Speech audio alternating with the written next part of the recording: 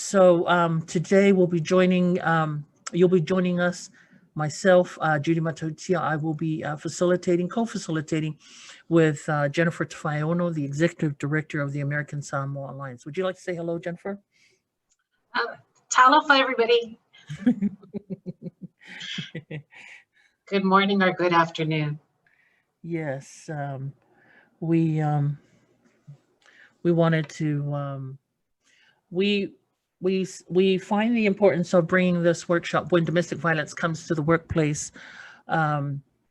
This is one of the prevalent issues here in the territory, because most of, as well as anywhere else in the world, I believe, because many of our victims are employed one way or the other, are employed or do work at an office or have to leave home to join their workplace, or to be in the office, or and do not work from home. So someone else is their boss. So this is a very important webinar that we thought would benefit the workplaces, the employers, the organizations, the different agencies that employ a big number or a great number of staff members or employees, and something to look at what happens when our employees come in, or our co-workers come in, other staff members come to work, and they're affected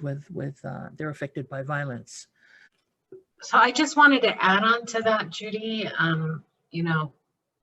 Good morning again, and I'm grateful for the presence in this space, as well as sharing to be done over this webinar.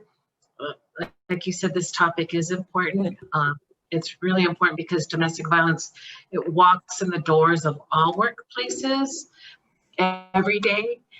For our employees who face domestic violence, it can shatter their self-esteem, their mental wellness, and their dignity. We know these issues are seen. I've worked in spaces where women wear their shades to hide the bruises on their face, and they share their stories of abuse and fights within our workspace. So this is really important. But on top of it, you had mentioned COVID-19.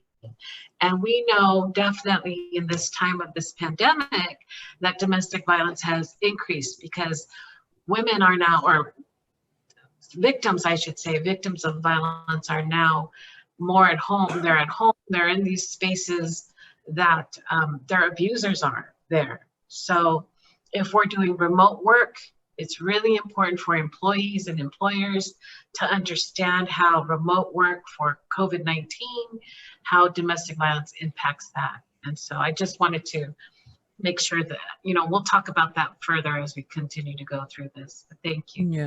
And I just wanted to mention before we move forward, this presentation or this webinar is brought to you and was made possible by the American Samoa Alliance Against Domestic and Sexual Violence.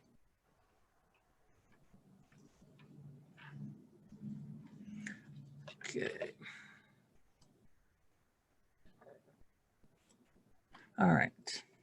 Well, one more thing, I just want to make sure that one of the notes that we want to start off with, that according to CDC, 1 in every 4 women and 1 in 10 men will experience domestic violence in their lifetime. For Pacific Islander women or Samoans, that's 2 out of 3 women will have experienced domestic violence. We know that it is here in our community, but unfortunately, studies that are done, 65% of companies do not have a formal workplace domestic violence policy or prevention policy, and that was based on research that was done by the Human Resources Management in the United States. It's important as employees, we develop a workplace culture that focuses on these issues of domestic violence, so employees will not be afraid or embarrassed to talk about these issues, so that HR knows how to handle it, and employers should have policies to deal with the issues in the workplace. So this workshop really is here to begin the dialogue and conversations to help start safe discussions within their work group. Yeah. So thank you for that. Thank you for that, Jennifer. Yeah. All right. No worries. yours. Okay, sorry. All right, so we're going to have Jennifer lead us through the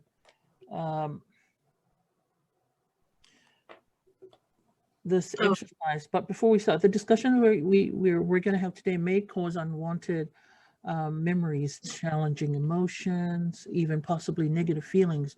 So if you find yourself in that moment or having feelings of anxiety, we just want to ask that you take some time. You can step away, possibly step away, regroup, and come back to the group. Another option is what we call a butterfly hug. And so Jennifer's going to take us through this, lead us through this exercise called the butterfly hug.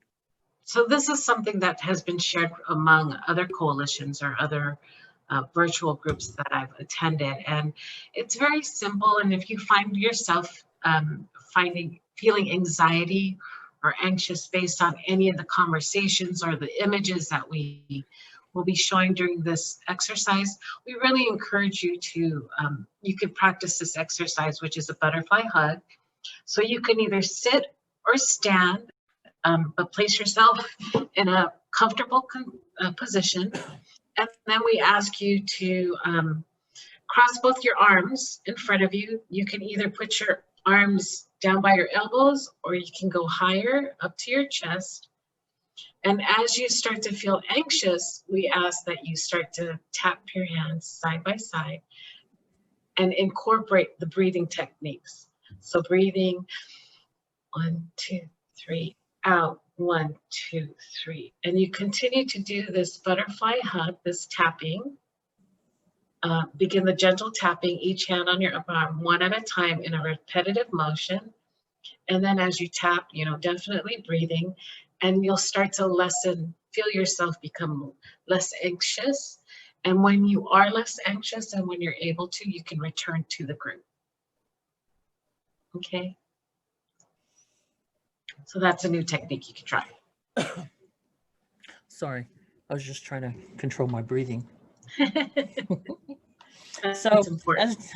Very important. So as Jennifer was saying, this is something you can, if you aren't doing it right now, this is something you can do also as we move throughout the presentation. And if you're having some feelings, and then if you need to step away or do the butterfly hug, please, by all means, please do so. Okay.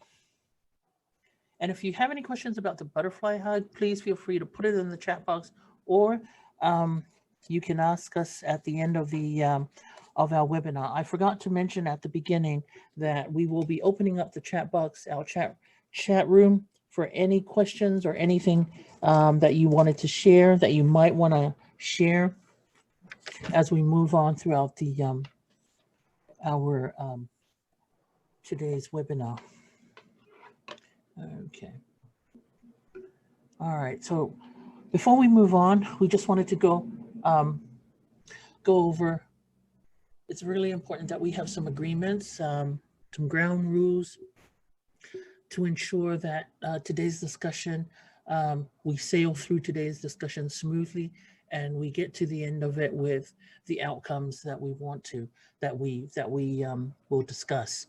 So these group agreements, first of all, respect each other's opinion, even if we don't agree, even if we don't, even if we disagree.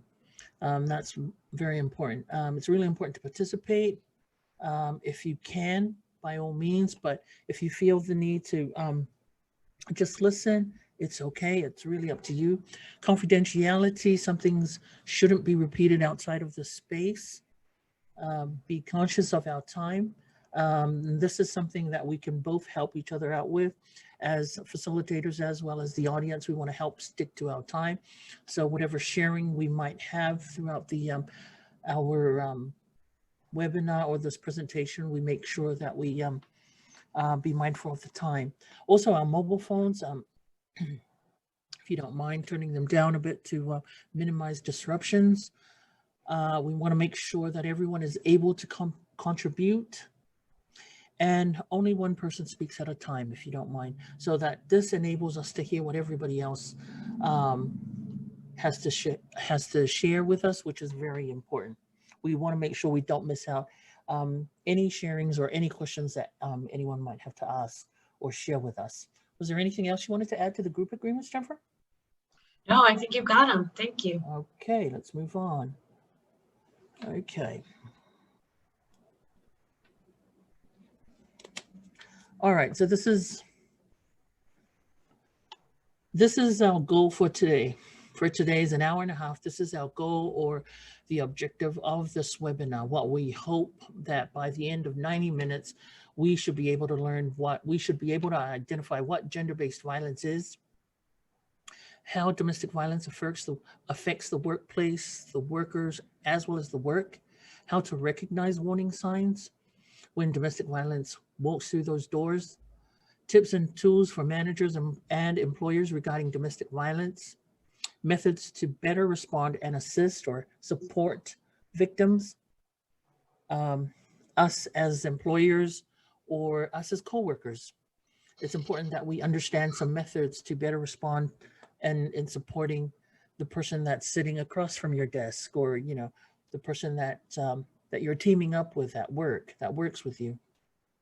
Creating an organizational culture, as well as there will be some available resources for you to look into after today's webinar. So those are some of the objectives that we hope that after 90 minutes, we'll be able to go through those. Did I miss out on anything, Jennifer, in case you wanted to add on to any of that? No, thank you. Thank you. All right, okay. You got it. So I really wanted, oh, sorry. Oh, go ahead, Jennifer, go ahead. I was just gonna ask you if you can explain the slide. Oh yeah, definitely, definitely. So,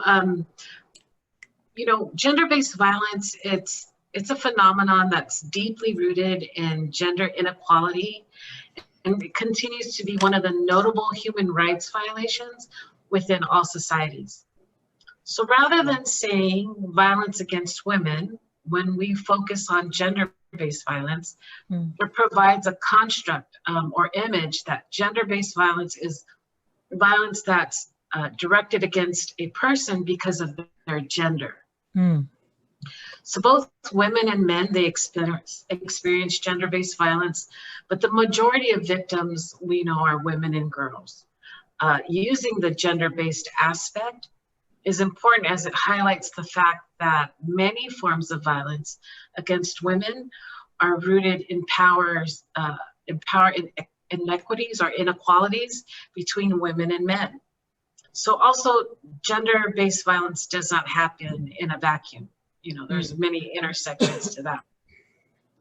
So we know that gender-based violence, it does not happen when a person is in the wrong place at the wrong time.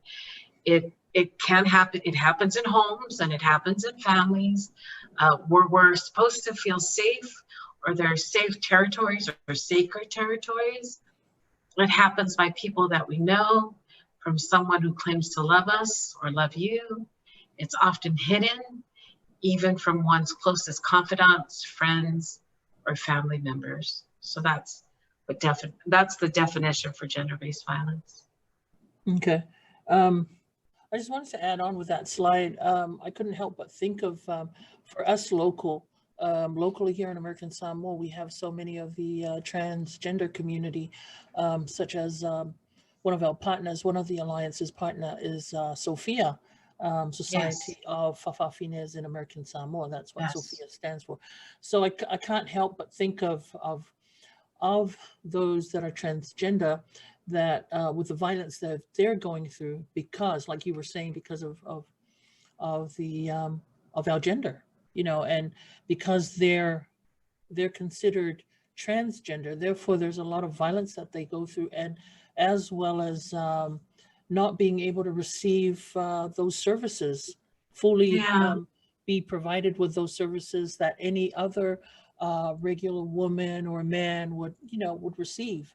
So every time the word gender-based violence is mentioned, I always think of because we might think that it's just women and men, but then we tend to forget about the transgender community that is being violated in a lot of areas because of who they are.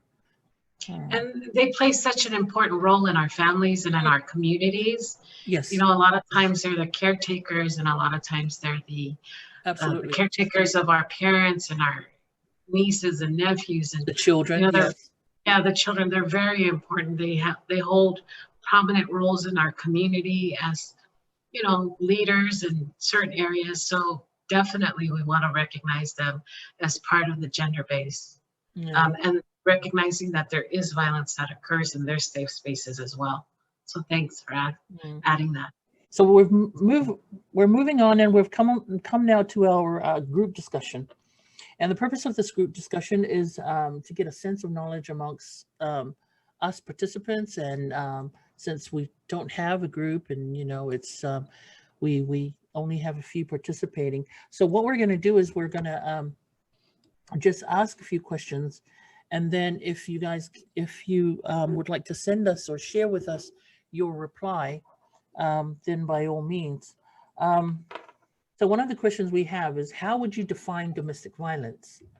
And we have already discussed gender-based violence, the control system, as well as that we had shown in that video. So how would you define domestic violence? Okay, I've got one person that's listed. It's all about control. Mm-hmm. It's all about control. That's very good. That's very good. There's a lot of controlling going on in domestic violence. Yes, domestic violence, like in the video we had shown, they were showing the power and control wheel. And some say that domestic violence is all about trying to control. And sometimes it's not easy. We can't control other people, so therefore we have to apply that power or to get people to listen to or do what we want, and sometimes by force. Somebody also posted, majority of those victimized are women. That's a good point. Majority of those victimized are women, but we should not forget that also men are victims as well. As a matter of fact, sometimes we say to ourselves, we're all victims of violence. So that means everyone, we're all victimized by one way or the other by something that some of us know of or do not know about.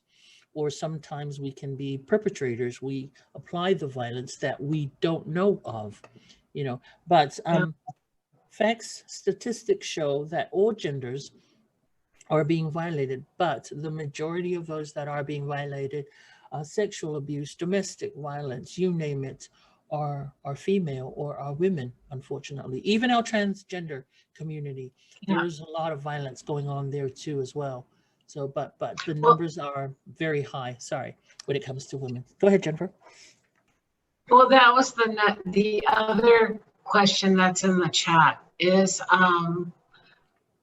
how does the power and control happen for Fa'afafines? And I know that, or for the LGBTQ, which I know that you answered we talked a little bit about in the previous slides. How does it happen for? But if you want to expand. How does it happen for the Fa'afafines? Yeah, how does power and control happen? Yes. Okay. That's one of the questions here. Yeah. For my experience, knowing and having friends that are part of the LGBTQ community or that are transgender, violence they've experienced violence from family members that don't accept them of who they are. Church sometimes, they sometimes when they go to church, there's a lot of stigma, especially with our here in Samoa, our Fa'afafines, we call them Fa'afafines, the transgender community, and that means to be a woman. So some of them go to church dressed up as women, and in some denominations or some faith-based, they have accepted them as who they are, as well as what they wear. In some denominations, they don't, and that can be oppressive to them. That can also be, because there's a lot of backlash. They can, get a lot of things, not so pleasant things said by people that, and as well as family members, So there's a lot of that for the LGBTQ or for the Fa'afafines here um, in our local setting, Yeah, in our community. Sorry, go ahead, Jennifer. I think if you look at the power and control wheel, I think for the power and control wheel, if you look at that, some of these things like them, when they're not accepted and they're not part of the society, then they're isolated.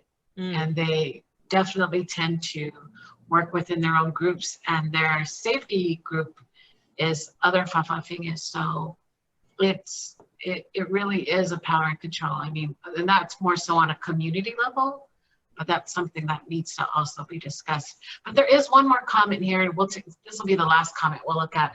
It states domestic violence isn't just physical, it can be emotionally and mentally. Absolutely, absolutely. And that's the hard part about it, I believe. That's the hard part, is when it becomes emotional, mental, when people are affected mentally, because those are things that we can't see. We can see the bruises, right? We can see all the other signs, but and that's why this discussion is very important. This webinar is very important, because we're going to be talking about those signs that we'll be able to identify when people are affected emotionally and mentally by violence, and that it is the one that everybody else is seeing this from. Okay, so we're at this, and this is what we know. So we're going to share some of the study, some of the survey results that we were able to collect, and we wanted to share some of this information. So in 2015, a study of 8,429 people, and that's over one third of those reported, they are victims of domestic violence. And we can say that 33% of our employees have experienced domestic violence. It's important to note that when domestic violence happens at home, it doesn't stay at home, especially when victims of violence are people or mothers that work and have to be at work and have to leave the house to earn that income to support the family. And just because we're some of us, whether we're males or females, and if we're breadwinners of our family, that doesn't mean that violence is not going to get to us. Where were we?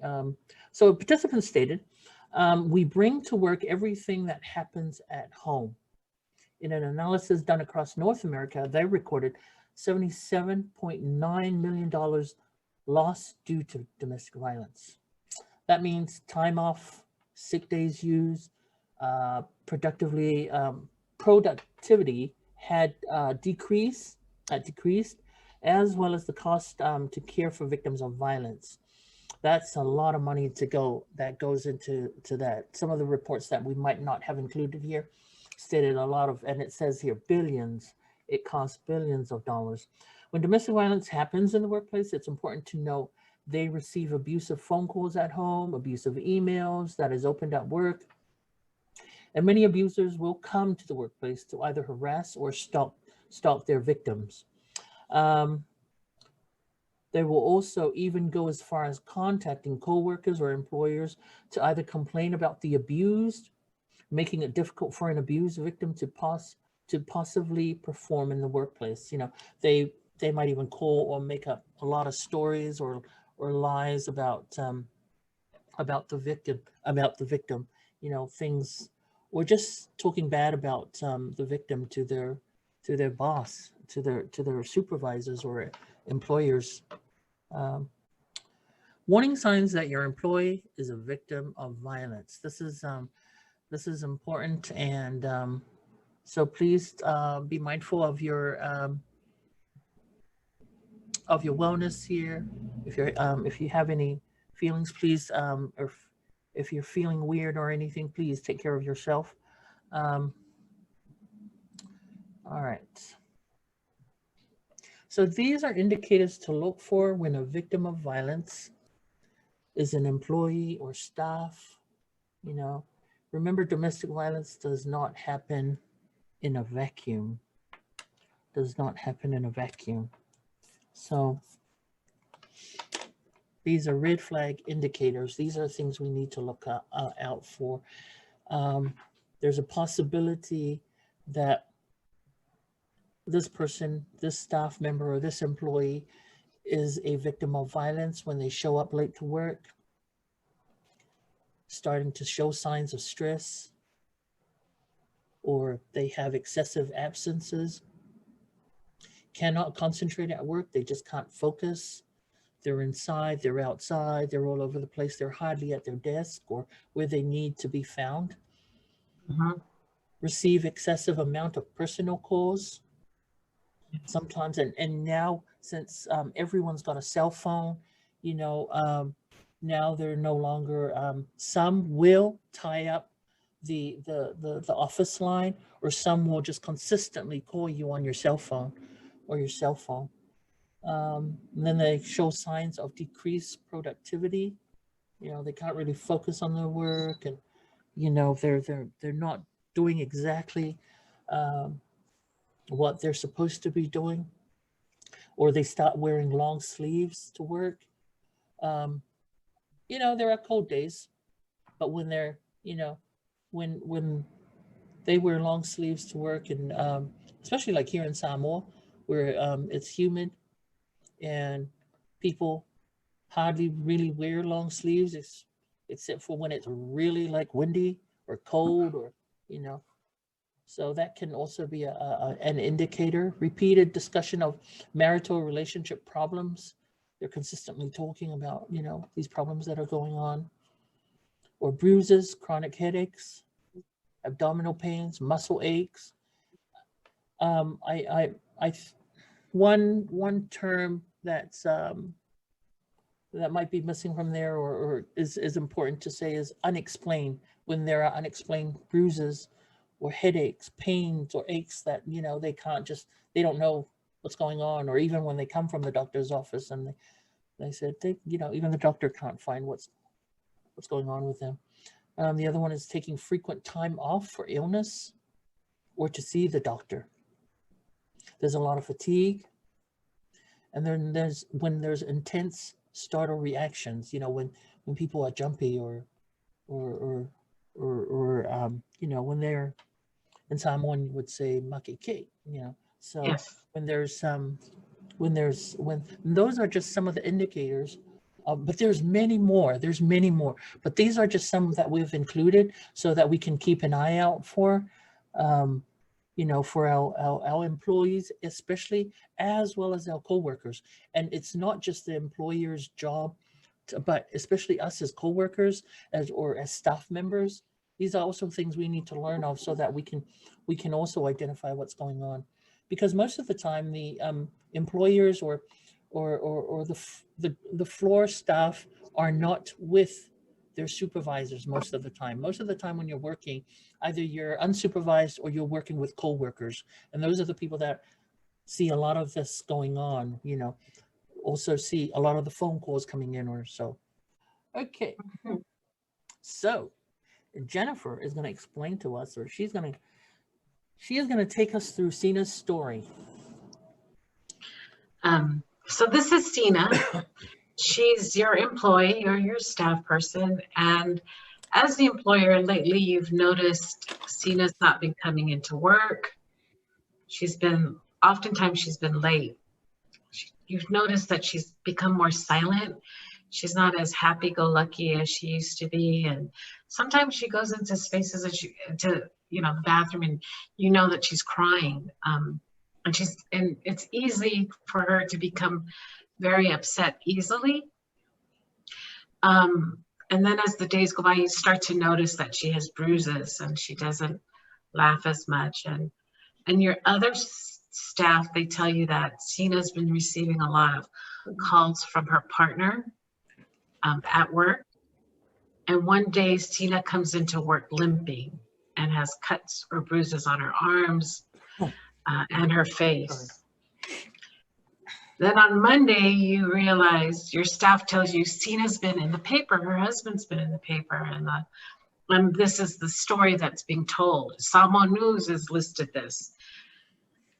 They've arrested, this is the whole case scenario that they do, and they're talking about, now they're expressing what did the abuser do to the victim, and the abuser, and this is what the story is. So Sina was talking to her husband, and whose name is Sefo, and Sefo has an alcohol problem.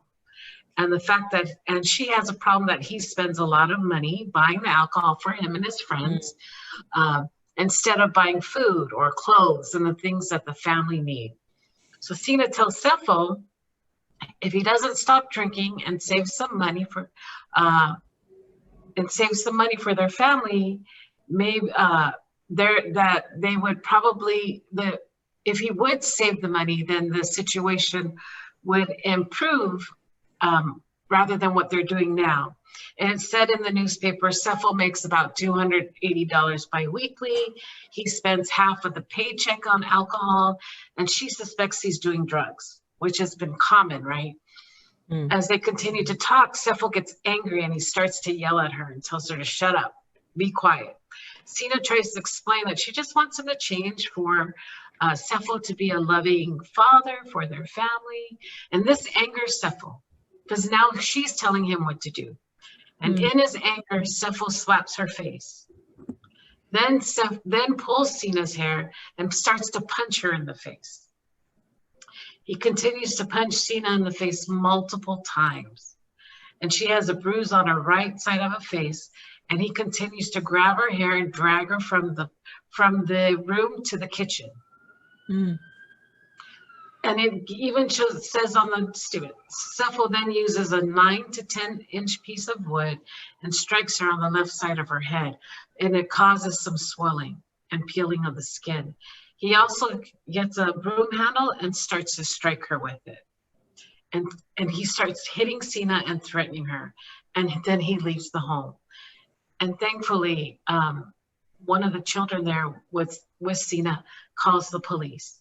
And this is now they've arrested the husband, and that's how the story becomes posted in the newspaper. And now everybody knows Sina's story because it's a small island, it's Samo News. Yes. So what do we do with that? All right. So that was Sina's story. We're going to move on to the next slide, but keep in mind Sina's story, because we're going to come back and we're going to talk some more about Sina's story. So this is our next session. You are Sina's employer, co-worker. What would you do? What would you do? And so the first question would be, have they worked with any victims now that we know the signs? Now that you know the signs? Now that you know the signs of violence, can you think back and would you be able to recall a time when you worked with that victim, and what was done for the victim? I have a response, Judy. Go ahead. Yes. Well, on the chat box, one person said, I'm not sure what I would do, but I know in the office we would share it among each other. I know the story ended with Sefo being taken away, and it's now in the paper. And realistically, locally, the paper's issue comes out late. It'll be on Facebook. We would find out from Facebook within an hour or so, or and even an hour could be too late. But yeah. And Sina might not come to work on the next morning, right? Correct. Correct. And we're there. I mean, the rest of the staff is there, or her co-workers are there, and they're talking about what's going on with Sina. So of course, yes, that definitely will be. There will be sharing. There will be talk, but I hope it's. I like how they said. There will be sharing amongst the staff members, and because that's different from gossip, And that's Yeah. and I like that. I like that how we they come and they share, because this is when we I believe that sharing is when we come up with ideas on how we can help people, because that's when how we can help this coworker that's going through this issue. This is also good because there might be someone else in the office or another staff member that was going through something but has never shared her story because she's been really good at hiding her issue. So this is also something that can trigger one to share their story as well as a victim. So Yeah. so it's really good. There, Go ahead. I'm sorry. I was going to say there's another chat question here. Okay, sure. They're not sure if their office has an office policy on violence, on domestic violence. So they're not quite sure what to do. Okay, and if so, and this is something that an employer or someone in management level would probably know of. So, and if they don't, this is something to look at, for future, because most likely the business or the organization agency, it will expand, and so they want to make sure that there are these policies or guidelines that can protect staff members, especially female staff members, Yeah. as well as male staff members for that matter, as they move forward.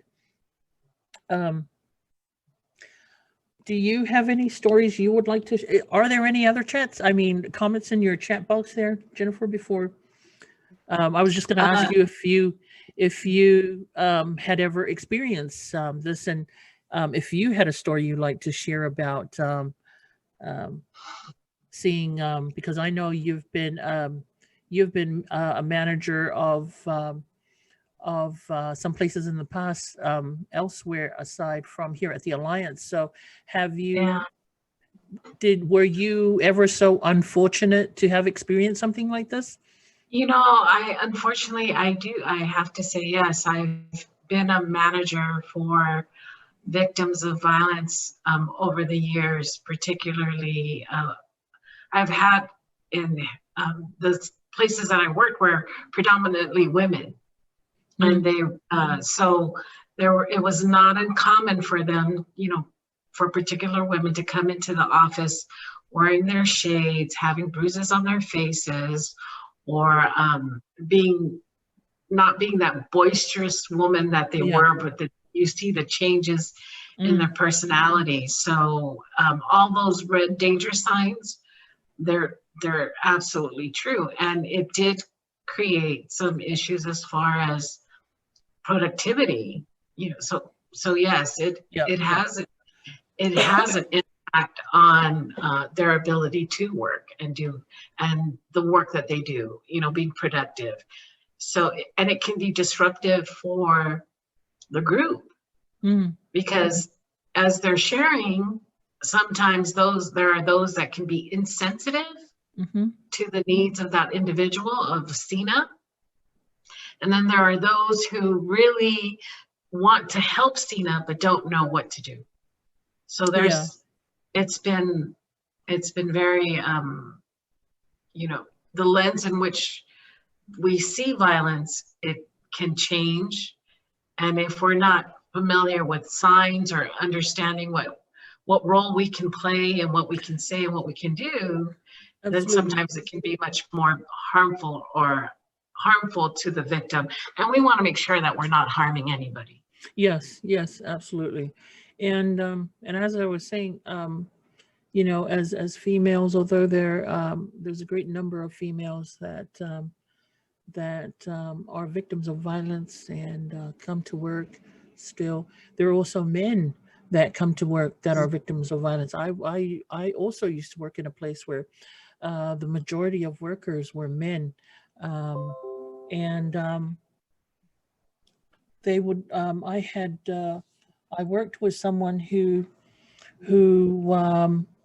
spouse would come to the office and not spy or stalk him, but when she came to the office and she didn't like, seeing anything, him talking to innocently talking to someone else, another woman, she would attack him in front of everyone in public, or at work for that matter.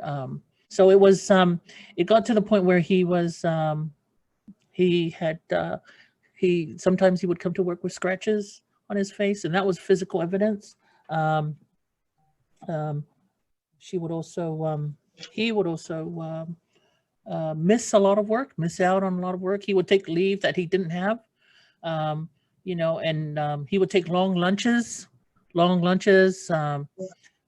because he had to deal with some of the issues and some of that stuff. So those are some of the things that, and the company had to make sure that, because it happened more than once, so the company had to make sure that that the staff members were safe, because Mhm. and so there was security. They kind of like boosted up security, Yeah, there was security in that area where people would come in so that nobody could attack the employees, because although he was a husband, a father, but when he came to work, he was an employee of that company, and that company was, responsible for his well-being as well as his safety.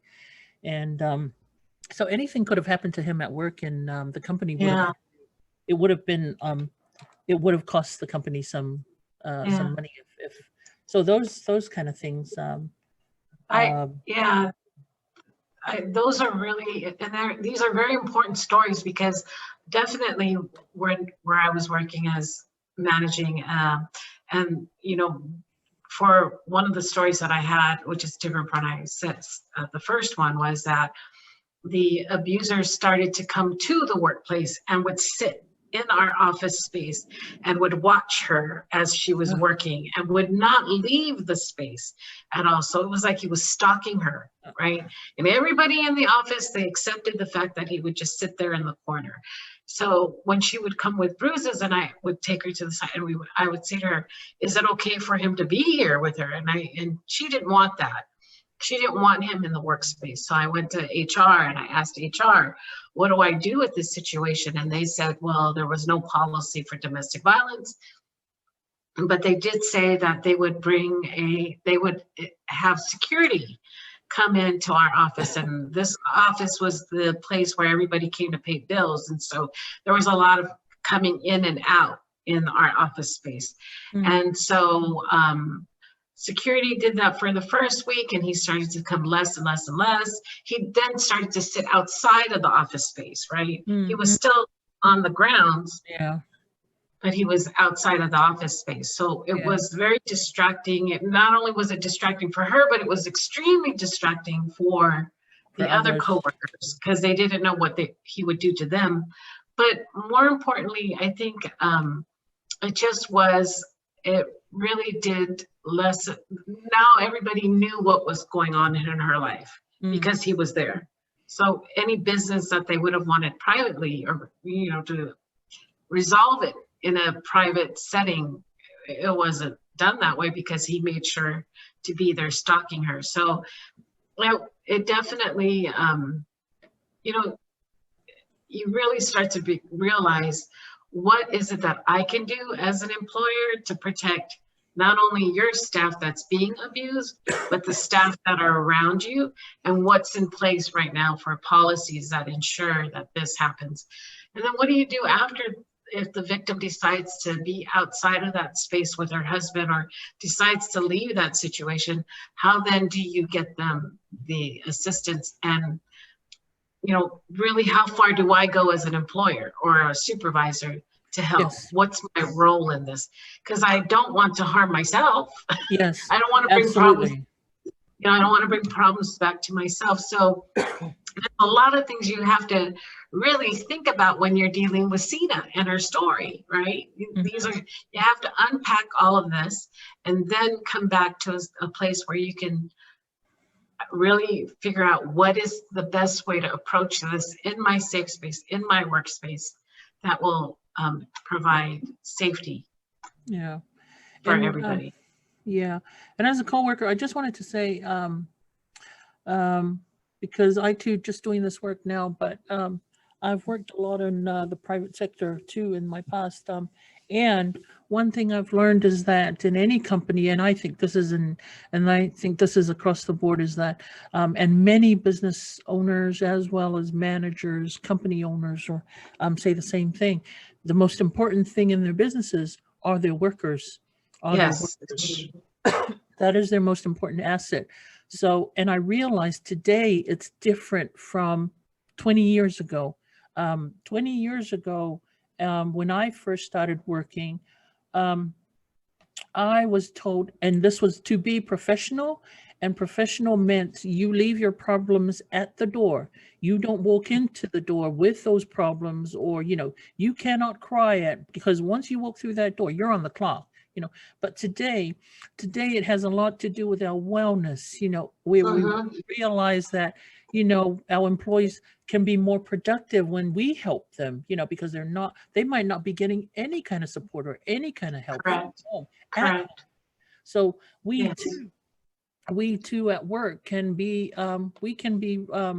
responders as well. Maybe not first responders, but we can be advocates or supporters for our employees to make them, especially if it's someone, especially if that victim turns up Sina, especially if Sina is a reliable person at work, and you just can't see Sina being replaced anytime soon, because she's very much needed. But then all of a sudden, out of nowhere, you just find out that Sina is being abused. Sina is a victim, and she might come in and want some time off. And what do you do as an employee? As an employer, to support your employee or your staff member. So, all right. Good discussion. Good discussion. Good stuff. Good stuff. Okay, moving to the next one. All right. So here we have why I am hesitant, or here are some reasons, points of concern, as well as points to consider of why we might be hesitant, or why we might feel the need to not react, to support our coworkers, or any victim of violence for that matter, especially those that we work with or work under us. So, points of concern. First one here, it's none of my business. And this is normal. These points of concern, this is what people would say, what we normally would say. And then points to consider, it could be a matter of life or death. Violence is everyone's business. It is our business to help. It doesn't, especially when it's anyone. And that, because we have this tendency to help, we have this tendency to not want to help strangers. Oh, I don't know this person. I don't, she might be a drug addict. They might be going through all of this. I don't know this person. I don't know their story. And we only feel that it's only safe to help someone who we're related to, or someone we know, or a good friend. And so when we say it's none of our business, we really don't know, and it could be a matter of life or death. The other point of concern here is I don't know what to say. That's normal. That's normal. Most of the time we don't know what to say. We don't know what to do, right? Saying you care and are concerned is a good start. Saying you care and you're concerned is a good start. And sometimes, we don't have to say anything. Sometimes our presence is important. I might make things worse. Your concern might be that you might make things worse. Well, consider that doing nothing is more likely to make things worse. Doing nothing is more likely to make things worse. Another concern that we might have is, I'm worried his violence will turn to me and threaten the safety of the workplace. Mm-hmm.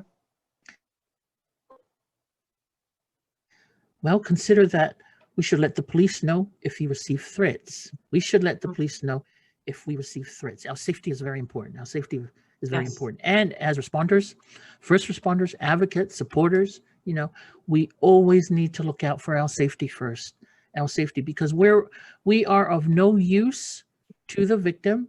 We are of no use to the situation if we're not safe, if we, if we get injured first, because, it's just like taking care of ourselves so that we can continue to care for others. So we need to make sure that in any event, in any case, your safety is first. Your safety is first, before we can help or support anyone.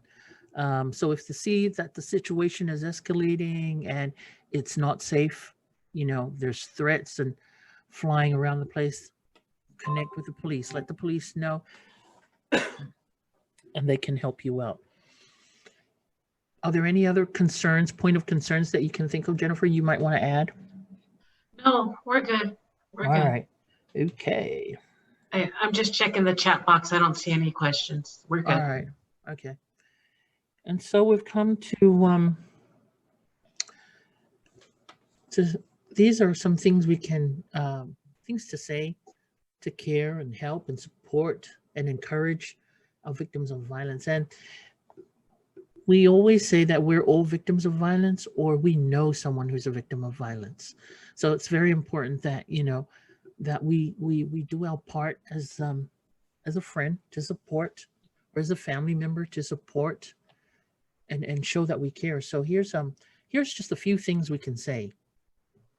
We can be supportive, things that we can be supportive by what we say, show our support by listening carefully, express understanding, that we understand what they're going through and not blame them, or, you shouldn't have been there. I told you not to go there. No, we need to express that we understand. Tell the employee it is not their fault. It's never the victim's fault. We need to validate whatever it is that these victims or your staff or employees are feeling. So if they come to you and say, well, I'm so sad, that it's okay to be sad, we have to validate their feelings. So, and we want to make sure that they trust us to be able to come back and share with us, or share with us anything else that might happen to them in the future. So these are just some ways, some things we can say to express or show our care, our support, and how we can advocate and help those who are affected by violence. Can I add something else as well? Just definitely adding to this because of the slide before where we're hesitant. So some of the things, if you're hesitant not to know exactly what to say, we definitely can express our sorrow if they're hurting. So saying, I see that you're hurting, and I believe that something's not right. Can I help you? Or I'm worried about you. I've seen sometimes that you come in, you're crying or you're hurt. I really want to see how I can help, and what can I do? Or if you do see the bruises, and then you can say to them, nobody deserves to be treated that way. You don't deserve to be treated. How can I help you? How can I help you to feel safe? So those are other things to say as well. Yeah, as well as listen carefully. It's very important. That's one of the important ones. Listen carefully, because victims can tell when we're not listening. When we're just sitting there and hurry up. I need to get over. What is it that you want to tell me so I can move on with my day? Victims can tell. That's such a big turnoff for victims. Victims can easily just withdraw and not share anything at all. But it's very important that we listen carefully, and we don't have to say anything when we're listening. And that goes to show that you're really listening when you're not saying something and you're taking all of this in. But it's very important. Listening carefully. It's very important because. And when we listen, sometimes when we listen, it's important that we ask the right questions and not ask Yes. those kind of questions like that make us sound like we're gossiping, or we want to know the scoop, or we want to know the whole story. Most of our questions should be of concern, like how are you doing, like Jennifer was saying earlier. I'm worried about your safety. Is there anything you would like to share with me? As a supervisor, because some supervisors can come off really aggressive, and and to the point where employees or staff might not want to share. But the main objective here, the main goal is to get them to be able to share what's going on with them, so that we can be able to support them with what they need. Yeah, definitely. Mm-hmm. All right.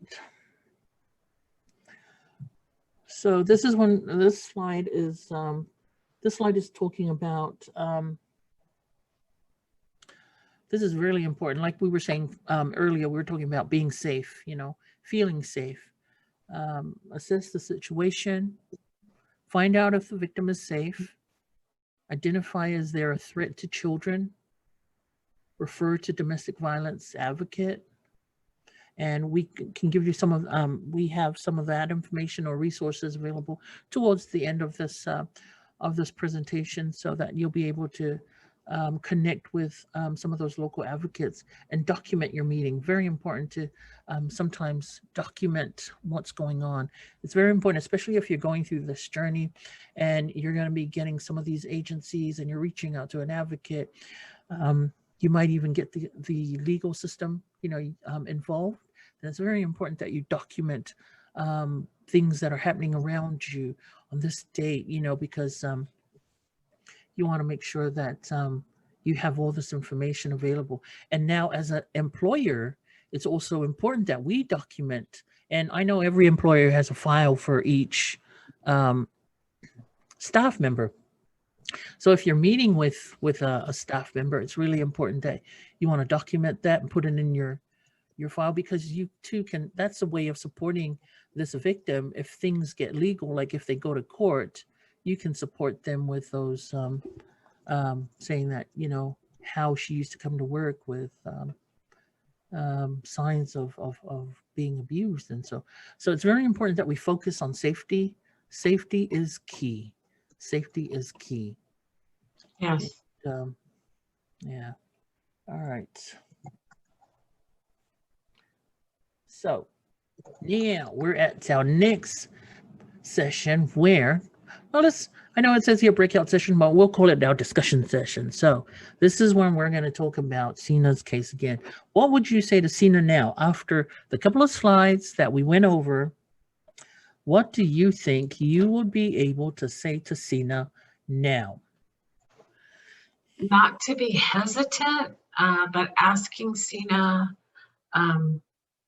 how can they help, or how can I help, and is she safe? Very good. I like that one. I like that one. And I like how they start saying not to be hesitant, because sometimes that's what stops us from asking, asking how are you, because we're like, oh, okay, I don't know, she might not be, she might not be feeling it, or she might not be feeling okay. And Yeah.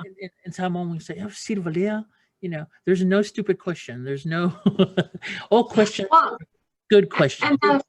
And definitely we talk about these brave spaces just as much as these safe spaces. So when you're in your work area and, everybody has a right to a safe working environment, right? I think that's one of the things that we want to make sure happens. And so part of that is being brave enough to ask your coworkers when you see that they're in some pain, or that something's just not quite right about them. And these are people, this is your work family now, you probably spend more time with them than you do with your children, right? You're probably 8 hours a day with this person.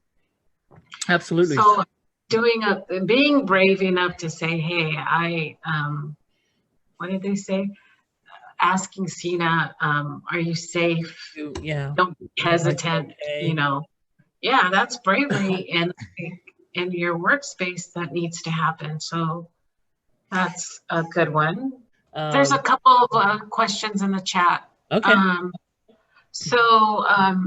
Finding out from my supervisor, sorry, my thing keeps going off here. Finding out from my supervisor or my employee, what current policies are there in place at, in our office for domestic violence?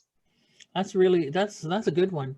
That's a good one because Sina's story should and if the other coworkers are smart, they would use Sina's story should be kind of like a trigger for everyone to look into that, and not because of just Sina, but everybody should be thinking of themselves like, oh, well, what if this happens to me? Does this office have any rules or, Yeah. but for Sina's case, yes, that'll be that'll be excellent to be able to discover together with Sina. Yeah, definitely. I agree with you on that. With this So agency. the last one that we'll take for now, so we can continue to be on time, is yeah, it's saying finding out where would you send Sina? So I think that comes from the feeling safe, where it says refer to domestic violence advocates, right? The last slide. Yeah. So where would you send Sina, and what do we know? It's also important for I think it's also important for the employers to connect and to have on hand numbers of those that the local advocates or agencies that deal with these issues, because I think when anything happens in any case, everyone just calls the police. Anyone just calls the police. But then Sina might not want, like there could be that Sina that comes to work as a victim and she explains, because we just so happen to see what's going on with her. We pull her aside, we're talking to her, but she doesn't want the police involved. Which happens a lot. So it's very common, very common. So it's important that we know where to reach out to, and make sure, I would suggest not send Sina to, but as an employer, connect with the advocate, because some of these victims, it's really up to the victim, but some of these victims are in the state of mind that they are, depending on how extreme things are, they don't have the mindset to go out and look for other resources, but as I think, yeah, and many victims are not familiar with these, with where to find support because of our community being a small community. We don't want to be seen as people that, that are being beaten up. Now the entire village is going to know that I'm being beaten up by my husband. But as a good employer, I think you can get that information. You can be that support by taking that employee there if they choose to go there, if they choose to, or just connect, make that connection and make that meeting with, hook up that meeting with an advocate. So we'll get. And I think that last slide. Sorry, go ahead, Jennifer. No, I think definitely what you've been saying is like the asking Sina. It's really, really important that we need to understand that, yes, we may want Sina to call the police immediately and we want, see this person arrested, but we have to remember this is now Sina's husband. This is Sina's husband who probably participates or puts in, well, he's the one who pays the bills as well. Yeah. And so when you put Cepho in a institution such as jail, he most likely is not going to be able to contribute to the financial success of the family. And so it's really, really important that what we think needs to happen, we need to always remember to go back and ask Sina, what is it that you would like to do? And then on top of that is not only asking her, but accepting what she wants. Accepting it is important. And because, and I just wanted to jump on that while you're saying that, because most of us find it very hard to accept that victims of violence go back to the scene, want to return to the scene of the crime. They say nobody knows a violence better than a victim of violence. And when it does happen again and they come back, that's the tough part for us, because a lot of us cannot accept them when they come back with the same issue. Yeah, Thank you for that discussion. Now we're moving on to, and we're keeping in mind that we have 10 more minutes or, yes. yes, of this webinar. So here's a slide where it says, when an employer is aware. So these are in hopes what an employer should do or, consider to do if they know or they understand that something's going on with one of their employees, or understands that they're being violated or they're a victim of violence. Employers should take every precaution, make sure that everything that person is safe at work, just like what Jennifer was talking about, how in the past there was one person who would come to the office and, that's taking precaution of, well, I see that as taking precaution that that nobody in that area gets hurt. And like Jennifer was saying, not only was it uncomfortable, but it was also uncomfortable for other employees, other staff members. Do not ignore the situation. Express your concern about things affecting work. And when the employee does not disclose abuse. Did you want to elaborate some more on those points, Jennifer? When an So employer is definitely, aware?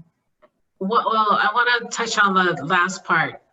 There are many times when an abuser does not want to share what's happening, but we can see the signs. We see those signs of indicators that they're coming to work late, they're not productive, there's times where there's like you said, where they're that motion of being startled at any time.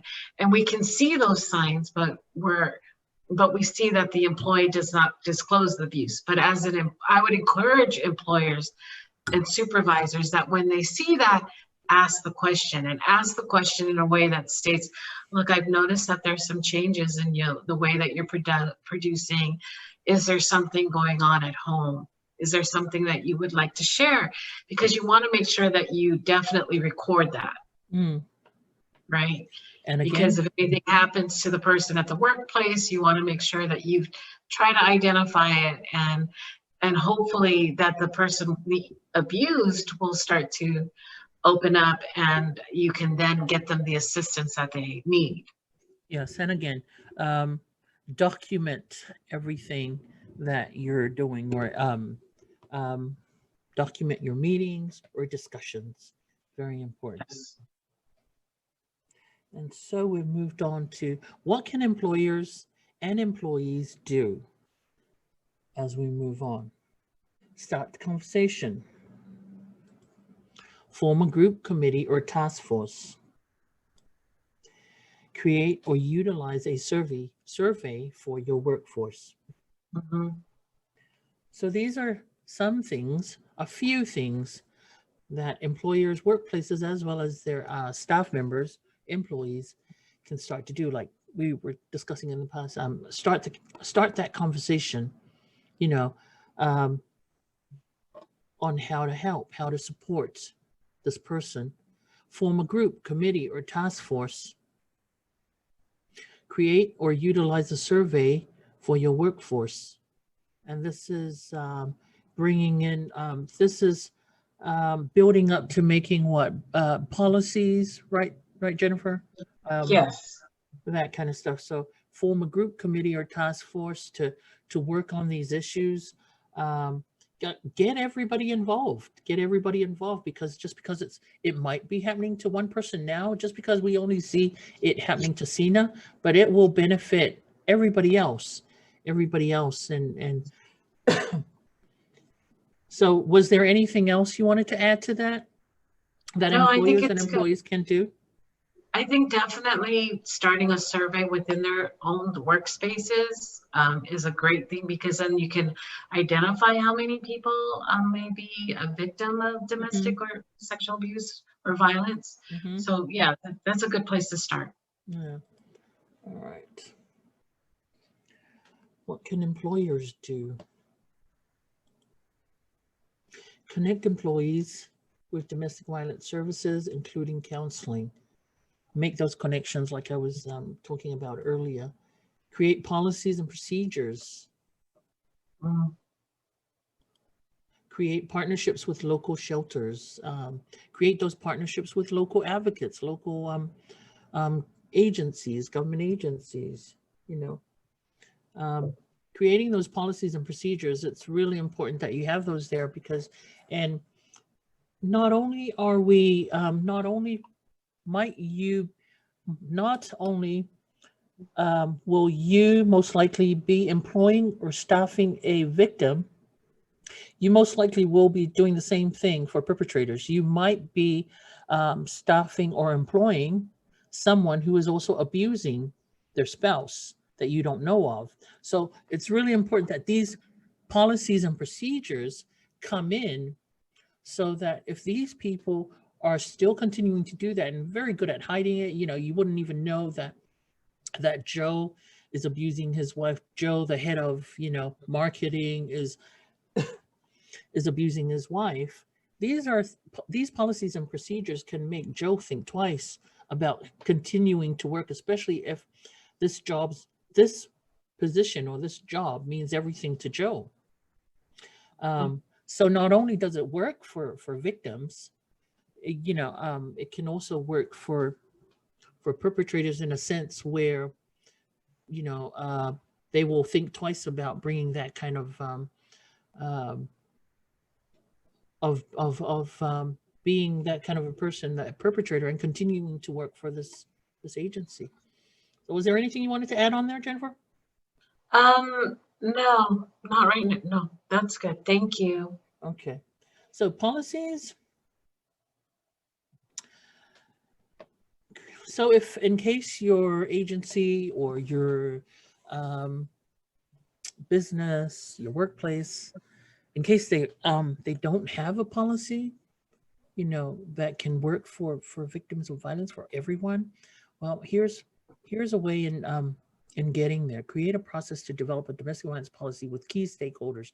Get those key stakeholders in, board of directors, anyone, those partners in, to start that discussion. Identify responsibility, identify the responsibility, everyone's responsibility. Key pieces of the policy, very important. Develop procedures, distribute the policy. That's very important. You don't create the policies and then put it and lock it away and save. Everybody needs to know when you have those staff meetings, when you have whenever orientation, everybody needs to go through this and understand this is what this agency or this company, this business stands for. So very important that we distribute that policy. Provide the training, very important. This is training. This is training for everyone. Build awareness in the workplace. Thank you to those agencies. This is also a good time to do a shout out to all these local agencies, companies, or businesses we see are bringing awareness into their workplaces. Thank you for doing that for your staff, and create accountability. If you do not have a domestic violence policy, workplace policy, please feel free to call the Alliance. Our phone number is 684-699-0272, or connect with us on our Facebook page, which is the American Samoa Alliance Against Domestic and Sexual Violence. And we will happily, gladly work with you to help you with in creating those policies for your agency. The other thing is we want to give out our email for the Alliance, which is asadsv@gmail.com. That's asadsv@gmail.com. Our website is also, you can find the Alliance at www.asalliance.co. That's our website. For more information, and on our website, you'll be able to see everything, a lot of the work that we do. Was there anything you wanted to add on to this, Jennifer? Well, you know what I'd like to just offer too, Judy? Mm-hmm. And this is, we hadn't even talked about this, but we can do another webinar on how to create the policy. Yeah. We can do that. Mm-hmm. And this is something that that's very important, because some people, I think a lot of people think that it might be a hard, you know, only the legal mind, the counselors can go through it, but this is something that we can all, you know, sit through. Yeah. Yeah. All right. So Yeah. some additional tools. I'm sorry, I didn't get the link there for the video. Not to worry, we will put that up on our Facebook page when we put out the notice for this today's webinar. But these are some of the additional tools, the links where you can go to in order for you to get more information about model domestic violence abuse policy, workplace response. Supervisors can make a difference. These are some of the links that you can go to in order for you to be able to provide that support. Or please do not hesitate to connect with us here at the Alliance with the contact information that we had just given you, and we'll work with you with any questions you might have on this. Was there any other tool that you wanted to add on there, Jennifer? No, I think that what we'll do too, when it goes up on Facebook or the YouTube, we'll also add additional links. Sure. Okay. We are at the conclusion of our webinar, of today's webinar. So we wanted to list here some of our local advocates or first responders for you to connect as employers. Please, you're able to connect with the Department of Human Social Services. That's their phone number. You can call and they're at Utule, or call 911 for emergency, Department of Public Safety or the police department. That's their number, located at Whangatonga with a substation at Tafuna. You can call, connect with them for assistance. Our hospital, our local hospital at Whangaalu, that's the number. And as well as here in Tafuna, Tafuna Health Family Healthcare, that's their number right there. We also have some of our nonprofit organizations, like the American Samoa Coalition Against Domestic and Sexual Violence.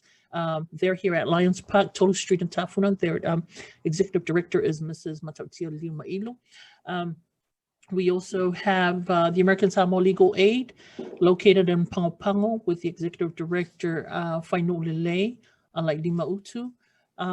Or Back on Track, located at Manave, on this on the other side of the island. We have with their director Mona Uli. That's Mona's contact number. For Mona is an advocate, and we I think we have to update that number too. Yes, yes. As well as Catholic Social Services. Catholic Social Services is located, that's their number, as well as they're located at Fatuainga here at Tafuna. They're actually in the Fatuainga compound, in case someone's wondering where they are. Their offices at within the Fatuainga compound here in Tafuna. And there are so many other local advocates and supporters of victims of violence that we have not listed here. I just want to mention one of them also is Mana Health Community. And the advocate or the person that runs Mana Health Community is Elizabeth Mailo. Liz, you can find more information on how to connect with Liz if you connect with the Alliance. We apologize for not putting Liz's information up there. These are some of the information that, I mean, some of the agencies that we can connect with for some services in order to provide for our staff members who are victims of violence. If you have any questions, please do not hesitate to connect with the Alliance here at 684-699-0272. That is our local number. Or you can send us an email at asadsv@gmail.com. Please follow the Alliance on its Facebook page, and you can find that at American Samoa Alliance Against Domestic and Sexual Violence. And you can also view our the work that we're doing and all the programs of the Alliance on our website, which is www.asalliance.co. Is there any other connection that or contact info that you wanted to put out there, Jennifer? I might have missed out on. I can't think of anything. I think that's, we'll add on the Mana Health. We'll add on to that. Yes.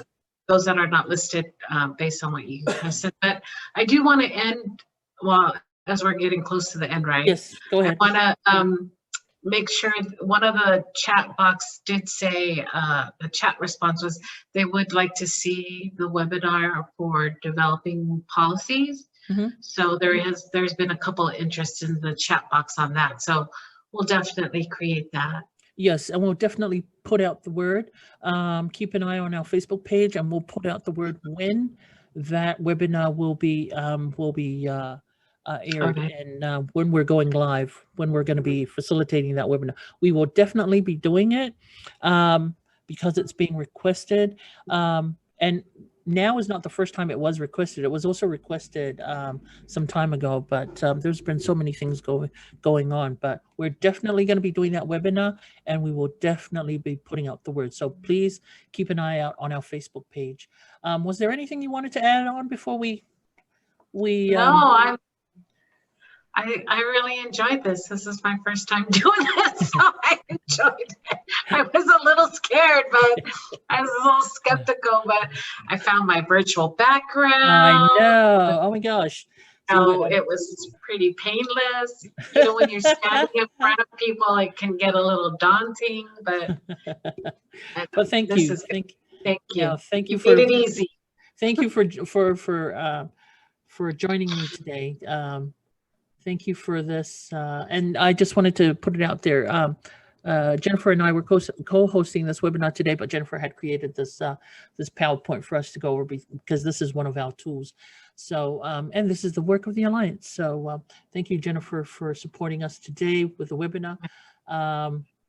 And this is the conclusion of today's webinar. We want to thank each and every one of you that have tuned in or have taken the time out to sit in on this webinar today. We just wanted to also mention that this webinar will be made available today, later on today, on our YouTube channel, the American Samoa Alliance Against Domestic and Sexual Violence channel, or you can also go to our Facebook page, click on that link, and it'll automatically take you to this to the webinar where you can view it over and over again. So thank you for tuning in, and please tune in to our future webinars. And like we said, if you have any questions or comments or anything you would like to share about today's webinar, please connect with us. Thank you again, and we hope to see you in the near future. And please be safe. Thank you.